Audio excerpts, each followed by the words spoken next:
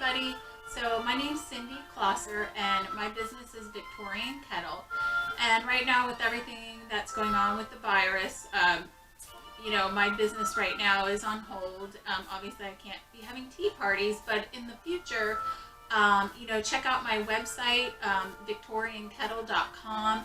Hopefully in the next couple months, things will get back to normal.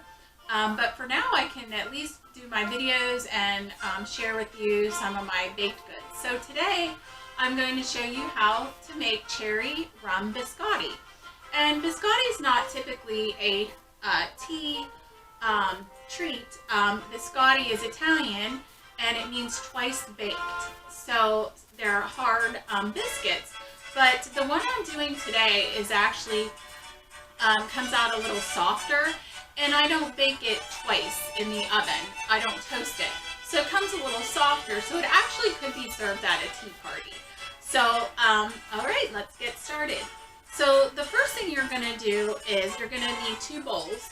And I've already done this for time purposes, but you're gonna need three cups of flour and an extra 1/4 cup. So I've already measured that in here.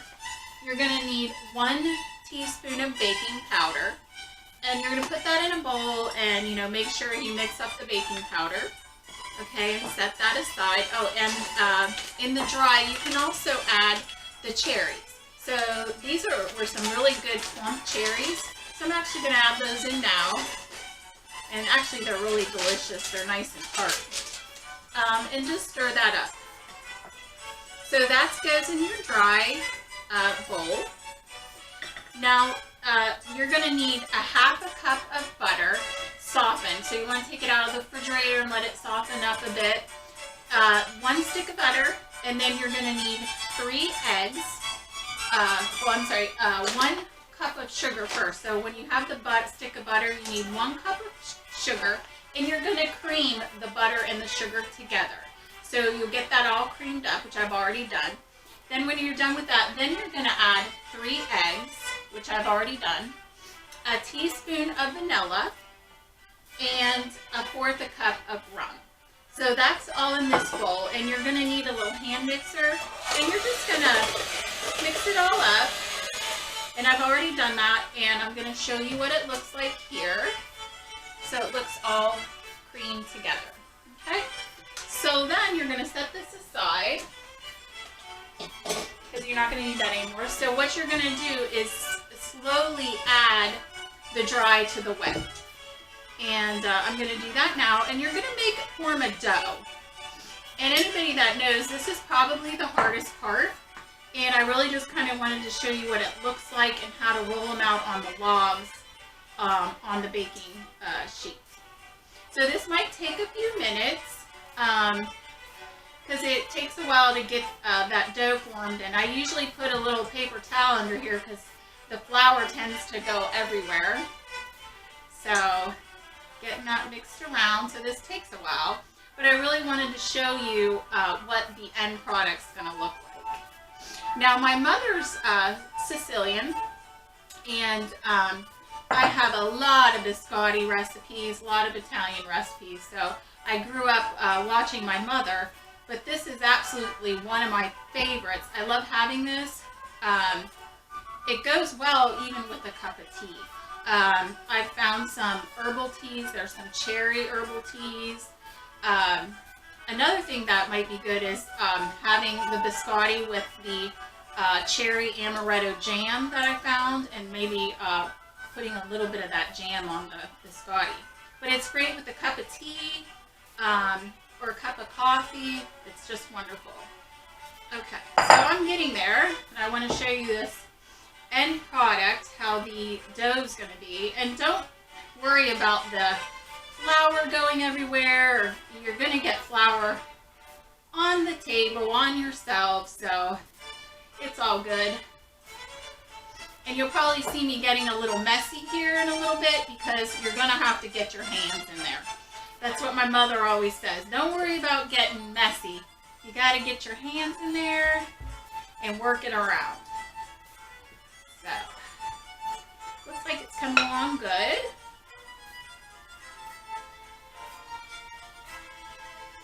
And if your dough, okay, let me see here. If you feel like the dough, as we roll it out in the log, if you feel like it's still sticky, you can always add a little bit of flour to it. You know, and also you'll want to make sure as I'm rolling out the log, I'll probably roll my hands in some flour just so it doesn't stick. But this is actually coming out really nice today. I was a little worried with the weather. It's a little chilly. I know you can't make pizzelles when it's raining. Don't ever make pizzelles when it's raining because it never comes out right. So here's what the dough looks like, okay? If I feel like it's a little sticky, I might add a little bit more flour. So see, my hands are gonna get messy. So don't be afraid. I always keep something on me. So what I'm gonna do now is gonna see how this rolls out. So what I did prior, I heated my oven to 350 and I sprayed a baking sheet. So I'm gonna get that right now.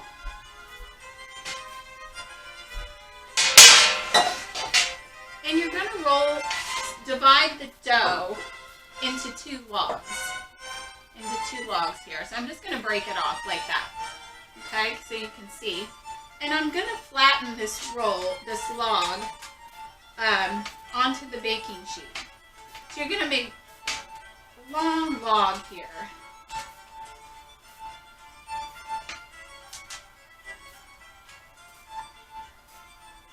So I hope everybody's staying safe. I thought this would be a great time to do some videos. Just kind of, it's good everybody's in. You can do some baking. Okay. So my hands are getting a little sticky. So what I'm going to do is rinse them off. And I'm going to put some flour on my hand. So as I'm trying to flatten that out, it's sticking just a little bit, and that's okay. That way on my hands it doesn't stick. So you can always rub your hands with a little flour. And I'm going to do that now. Stick a little bit here. Kind of rub my hands. There we go. Much better. So I kind of want to get this in a nice shaped log. Like I said, don't worry if the flour's going everywhere. Just get that log in a nice shape, because what you're going to do when this comes out is you're going to cut them lengthwise. And I'm actually going to have two separate videos because my video camera does not have a pause. So I'm going to have an end video when the product comes out, show you how to cut it. And I'm also going to make a rum icing. So I'll show you how to pour that over this biscotti. So I'm getting this other log done, and these are just delicious. These cherries are so tart. I love cherries, and you can also add chocolate if you want to these. Chocolate cherry biscotti, oh my, that'd be great. So, all right everybody, I think we got our logs. So you can have a good idea of what you're going to do with it. And like I said, I sprayed it. So now you're going to bake it at 350 for about 20 to 25 minutes. I usually put it in the lower end. And then I will be back to show you the end product, how to cut it and put the icing on. Okay, hello everybody. So I'm back, and I baked the biscotti for about 22 minutes, and here's the end result, so what the logs look like. So I'm going to show you how I cut them. Now again, this biscotti I'm not going to toast in the oven because it's going to be a little softer. Okay, so all I do is cut it into like wedge shapes here, and I'll do a couple. I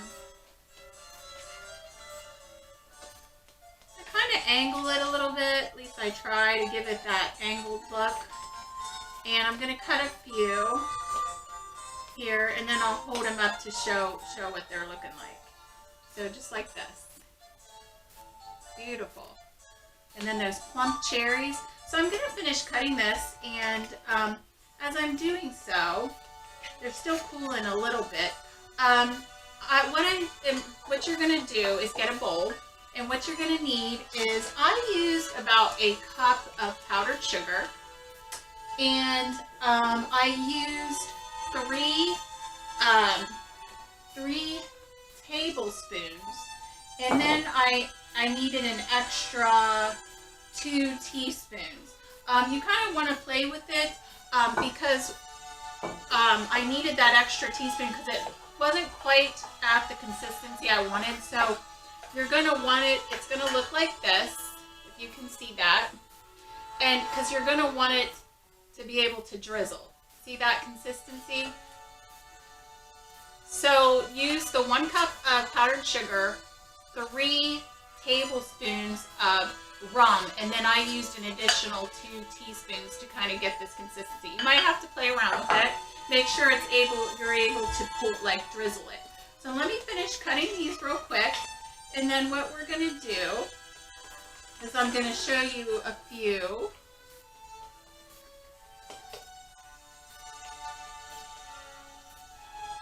We're getting there, just a few more to cut. So this makes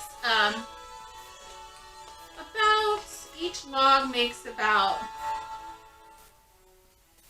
16. It depends on how thick you want your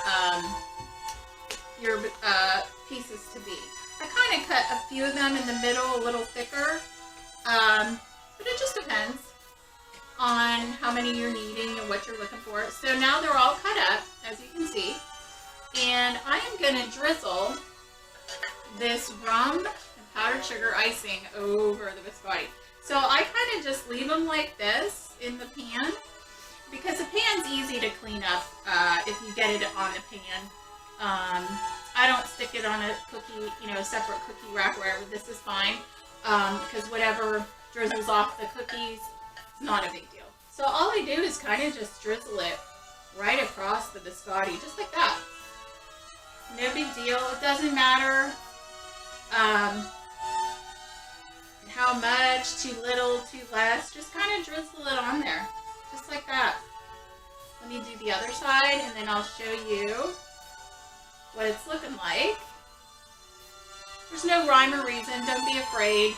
If some gets a little bit more than others, hey, that's okay. It kind of looks better all chunked up like that. So there's your end result. Absolutely beautiful and delicious. So I can't wait to have this later on with a cup of tea, a cup of coffee, whatever you prefer. But these are great for a tea party because they're nice and soft. So if you like what you see here today, my web page again is www.victoriankettle.com.